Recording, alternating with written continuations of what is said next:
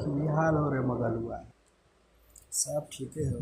का बताइयो तोरा गेल रहली उड़ीसा कमाए। वहाँ रूम मालिक ऐसा मिललो कुछ कहलो के ना। पानी ऐसा ऐसा का कहियो। पानी ना बहो रूम पे रह गइलो कैसे सुतइयो कैसे। ये बताइयो तोरा हम उड़ीसा काहे गेली तू कमाए तोरा यहाँ यहाँ जॉब ना मिलल का अपना घर में। काहे काहे गेली तू ना।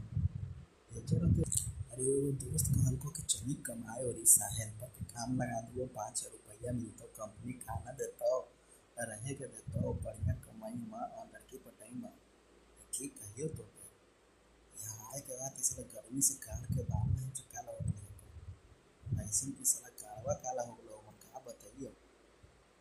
ये सब तो ठीक हो तो ये बताओ उड़ीसा में दारू तो चलो तो पूरा तो दारू पी के दम दम घैले रहो का बताइयो ऐसे दारू हो मिला हो का बताइयो पर हमारे रूम में तो नीचे ही दारू की दुकान हो साला ऐसा इतना हम दारू के बोतल बेच रहे बताइयो पूरा हमें जो डेली पिए हम तो मजा आ सही संतुष्टि मिल जाए यहाँ घरे तो हमरो लगे ले